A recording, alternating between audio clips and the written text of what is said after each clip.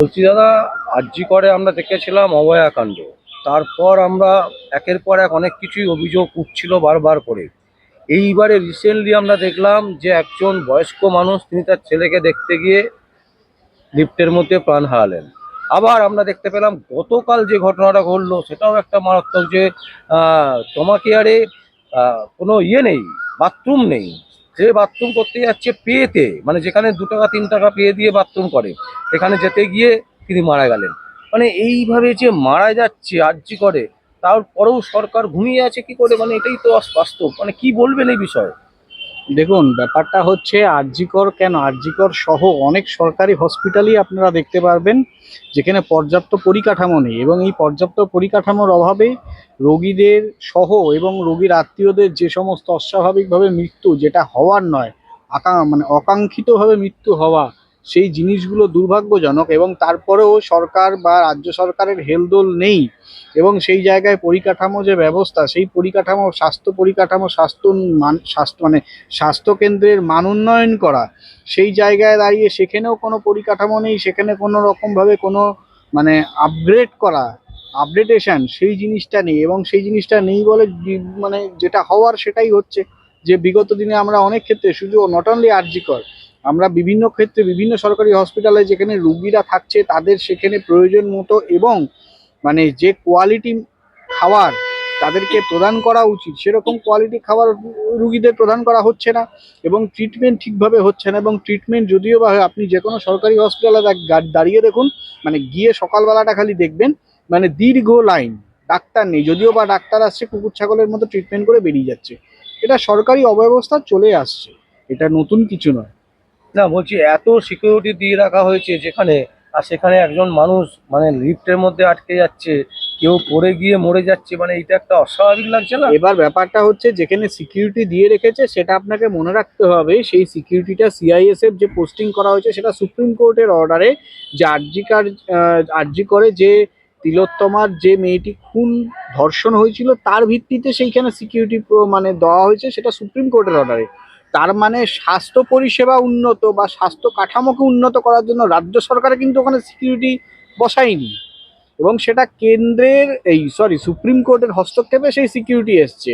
আর security শুধুমাত্র সেখানকার যে যে একটা বিরাট ঘটনা ঘটেছিল, যেখানে ডাক্তাররা প্রায় মানে আপনার পেন ডাউন করে দিয়েছিল, এবং সেই সময় অচলাবস্থা কাটাতে এবং জনপ্লাবন, একটা বিশাল কিউরিসিটি, মানুষের মনে একটা যে কিউরিসিটি হয়েছিল কি হয়েছে আরজিকর আমরা দেখতে যাব, এরকম একটা পরিস্থিতি যেটা হয়েছিল, সেই পরিস্থিতি থেকে বাঁচার জন্য সুপ্রিম কোর্ট সেটা রক্ষা কবচ হিসেবে সেখানে সেন্ট্রাল ফোর্সকে ওখানে মোবিলাইজ করেছিল। কিন্তু পরিকাঠামো মানোন্নয়নের দায়িত্বটা রাজ্য সরকারের বা স্বাস্থ্য দপ্তরের, তারা এত বছরে করতে পারেনি। বিগত 2011 থেকে 2025 বা 2026 আসতে চলেছে, এখন পর্যন্ত করতে পারেনি। সেখানে রাজ্য সরকারে আপনারা দেখুন না, ডাক্তারি পদ, শুধু ডাক্তারি পদ না, যে কোনো খাতে আপনারা দেখবেন শূন্য পদের সংখ্যা বেশি, কিন্তু যারা কাজ করছে তাদের সংখ্যা কম। মানে রিক্রুটমেন্ট নেই, পার্মানেন্ট রিক্রুটমেন্ট নেই, তারা সিভিক রিক্রুটমেন্ট করছে, টেম্পোরারি বেস রিক্রুটমেন্ট করছে।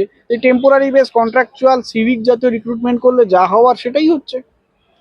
বলছি আমরা অন্যদিকে যদি দেখি, আলু চাষিরা মানে ভয়ঙ্কর বিপদের মধ্যে পড়ে আছে। আমাদের যদি সংবাদ দেখে থাকেন, তাহলে দেখবেন আমরা একেবারে মাঠে ঘাটে গিয়ে আলু চাষিদের থেকে মানে বক্তব্য নিয়েছি, এবং তারা পরিষ্কার মমতা ব্যানার্জি সরকারের ওপর দায় দিচ্ছে। মানে স্পষ্ট বলছে যে যখন আলুর ফলন ভালো হয়, যখন আলু বিক্রি ভালো হয়, দাম পাই, তখন তারা চলে আসে, এখন আসছে না। এটা কেন? মানে এই ধরনের জিনিস কেন করছে? এই কারণ হচ্ছে, আলু চাষিরা মাঝখানে যে আলু চাষি মানে চাষিদের থেকে আলুটা যখন বাজারে যাচ্ছে, মিডিলম্যান হিসেবে ফোরেরা কাজ করে। এবার সেই ফোরেরা যখন যখন সিজন থাকে সেই সময় মালগুলোকে নিয়ে গোডাউনে স্টক করে নেয়। এবার গোডাউনে যখন স্টক করছে, এই ফোরেরা মমতা ব্যানার্জিকে সেই টাকা কাটমানি দিচ্ছে তার দলকে, এবং তার দলকে কাটমানি দিচ্ছে বলে সেই সময় সেই স্টক করা মাল বাজারে তখন ছাড়ছে যখন সবজি মানে আলু চাষিদের সিজন নেই। তো সেই জায়গায় সেই আলুগুলো চড়া দামে তারা বিক্রি করছে, এবং ধরুন একটা আলু চাষির কাছ থেকে যদি 10 টাকায় কেনে, সেটা বাজারে গিয়ে মানে আমাদের মতো লোকেদের কাছে সেটা বিক্রি হচ্ছে 30 টাকায়। এই 20 টাকাটা কিন্তু চাষিরা পাচ্ছে না, চাষিরা কিন্তু 10 টাকা মূল্যেই পাচ্ছে, এবং এই 20 টাকাটা কাদের লাভ? ওই মাঝখানে ফোরেদের লাভ। এবং ফোরে সহ যে মিডলম্যান সহ এটা সরকারের লাভ, কারণ সরকার নয়, দল তৃণমূলের লাভ, কারণ এটার একটা মোটা টাকা তৃণমূলে ফান্ডিং হচ্ছে, যেটা ভোটের ক্ষেত্রে কাজে লাগে। যার ভিত্তিতে মমতা বন্দ্যোপাধ্যায় এই আলু চাষি কেন, যে কোনো চাষিদের ক্ষেত্রে চাষিদের সাথে বঞ্চনা করছে, এবং চাষিরা বঞ্চনার শিকার, ফসলের দাম পাচ্ছে না এবং পাবেও না যতদিন পর্যন্ত এই ফোরেদেরকে সেখান থেকে উৎখাত করা যাবে। এবং দুর্নীতিমূলক সরকার যতদিন এখানে আছে ততদিন পর্যন্ত কোনো চাষিরাই দাম পাবে না। 1 টাকা 30 পয়সা করে আলু, মানে কেজি বিক্রি হচ্ছে না। আলু মাঠের পর মাঠ আলু পড়ে রয়েছে, মানে বলছে আমরা তুলে যদি দিই সেটা যা খরচ, তার থেকে পচে পচে যাক, তাতে কিছু করার নেই। হ্যাঁ, কারণ তারা তো দাম পাচ্ছে না। তারা যদি প্রপারলি দাম পেত, সঠিক দাম পেত, তাহলে তো এই জিনিসটা হতো না। তারা তো, আলু চাষিরা যদি ন্যায্য মূল্য না পায়, এবং তার জন্য দায়ী হচ্ছে বর্তমান সরকার এবং বর্তমান সরকারের অধীনস্থ যে সমস্ত বর্তমান সরকারের ক্ষমতাসীন দল, বর্তমান সরকার বলবো না, বলবো ক্ষমতাসীন দল, এবং এই ক্ষমতাসীন দল যে সমস্ত এজেন্টকে পাড়ায় ব্লকে বসিয়ে রেখেছে, যাদের থ্রু, কেন চাষিরা কখনোই সেই আলুটা বাজারে ডিরেক্ট দিতে পারছে না, চাষিরা একটা মাধ্যম হয়ে দিচ্ছে বা এজেন্ট থ্রু দিচ্ছে, সেই এজেন্ট কমিশনটা নিচ্ছে, এবং সেই কমিশনের লভ্যাংশের একটা অংশ ক্যামাক স্ট্রিট বা হরিশ চ্যাটার্জি স্ট্রিটে যাচ্ছে। আমি বিগত দিনে একই কথা বলছি, চাষিরা পর্যাপ্ত মূল্য পাচ্ছে না, এই টাকা, এবং রাজ্যে যত রকম দুর্নীতি হচ্ছে সমস্ত দুর্নীতির লভ্যাংশ, আর্থিক লভ্যাংশ সরকারের ক্ষমতাসীন দল, রাজ্য সরকারের ক্ষমতাসীন দল তার কাছে যাচ্ছে, যার জন্য সাধারণ চাষি ভাইরা বঞ্চিত হচ্ছে। বলছি সর্বত্র যদি আমরা দেখি সব মানে দুর্নীতি দুর্নীতি দুর্নীতি, মানে তাহলে এই সরকারকে রেখে লাভ কি? সেটাই তো কথা, 26-এর সময় এসেছে অপদার্থ ফেল সরকারকে যাতে অকৃতকার্য করে মানুষ যাতে পাস করে, এবং মানুষ যাতে তার ভোটটা সঠিকভাবে সঠিক জায়গায় প্রয়োগ করতে পারে, সেটাই বলার। যে আপনারা আপনাদের গণতান্ত্রিক পদ্ধতিতে যে সরকারকে আপনারা যেই এক্সপেকটেশন থেকে যেই সরকারকে আপনারা ক্ষমতায় বসিয়েছিলেন 2011-র পরবর্তী সময় থেকে বা আজ পর্যন্ত, আমার মনে হয় বা আমাদের সবারই ধ্যান ধারণা যে আপনারা দেখেছেন, নারী যে রাজ্যে নারী নিরাপদ নয়, যে রাজ্যে স্বাস্থ্য সুনিশ্চিত নয়, কর্মসংস্থান সুনিশ্চিত নয়, শিল্পায়ন নেই, তাহলে এরম একটা ফেল সরকারকে আমি যদি ক্ষমতায় রাখি, তাহলে সেটা আমার বা আমার রাজ্যের মানুষের বা আপামর বাঙালির মূর্খামি হবে।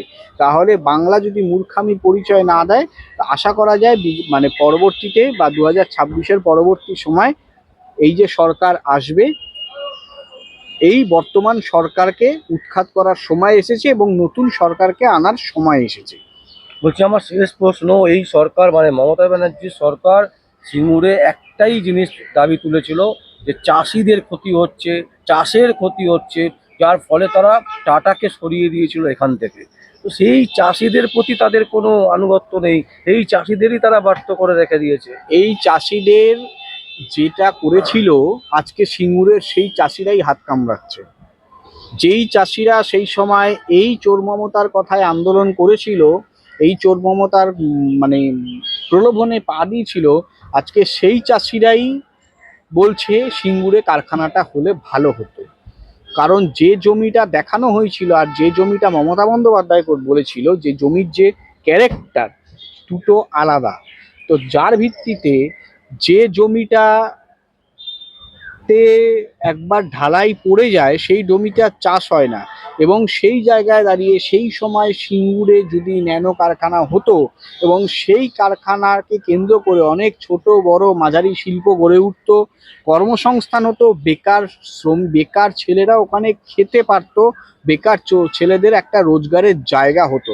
আজকে দেখবেন যে তারাতলা, এখান থেকে কিছুটা দূরে চলে গেলে ব্রেসব্রিজ তারাতলা, ব্রিটানিয়া বিস্কুটের কোম্পানি, যেটা উঠে চলে গেছে দুর্গাপুর না কোথায়, এই তারাতলায় যে ব্রিটানিয়া বিস্কুটের কোম্পানি ছিল, এই কোম্পানিকে কেন্দ্র করে যে সমস্ত আনুষাঙ্গিক, যে চায়ের দোকান বলুন বা ধরুন কোনো রকম কোনো খাওয়ার দোকান বলুন বা আনুষাঙ্গিক আরও কাঁচামাল যেখান থেকে নেওয়া হতো, সেই জায়গাতে যারা এগুলো তৈরি করতো তাদেরও তো একরকম রোজগার বন্ধ হয়েছে। তাহলে একটা কারখানাকে করতে না দেওয়া মানে সেখানে আপনি আরও 5টা পরিবারকে না খাইয়ে মারছেন। এই রাজনীতিটা সুকৌশলে মমতা সে সময় করেছিল, এবং সেই সময় সেই রাজনীতির ভিত্তিতে এই পশ্চিমবঙ্গের ন্যানোটা চলে গেছিল গুজরাটে, এবং যার ভিত্তিতে সেই সময় রতন টাটা বলেছিল একটা কথা, যে আমি ব্যাড এমকে ছেড়ে গুড এম এর কাছে যাচ্ছি, সেই সময় এই কথাটা কিন্তু রতন টাটা, এটা আমার কথা না, রতন টাটার কথা ছিল। এবং সেই সময় সেই সিঙ্গুরে কারখানাটা হওয়া দরকার ছিল, এবং সেটা যে হয়নি, আজকে মমতার একদা ছায়া সঙ্গী শুভেন্দু অধিকারীও সেই কারণটা ব্যাখ্যা করে, এবং সেটার অনুতাপ তারাও করতে হবে। কারণ সিঙ্গুরের কারখানাটা আগামী দিনে পশ্চিমবঙ্গের শিল্পকে অন্য দিশা দেখাতো বা দেখাতে পারতো। আজকে বুদ্ধ ভট্টাচার্যের সেই কথাটা খুব প্রাসঙ্গিক, যে সময় যে বুদ্ধ ভট্টাচার্য বলেছিল যে আজকে যেটা হলো না সেটা 10 বছর পর মানুষ বুঝতে পারবে কি তারা হারালেন। আজকে সত্যিই তাই, 2011-তে যেটা হয়নি বা 2010-এর শেষের দিকে যেটা হয়নি, সেটা 2026-এ গিয়ে আমরা সাধারণ মানুষ জনগণ বুঝতে পারছি এর এফেক্টটা কি হচ্ছে।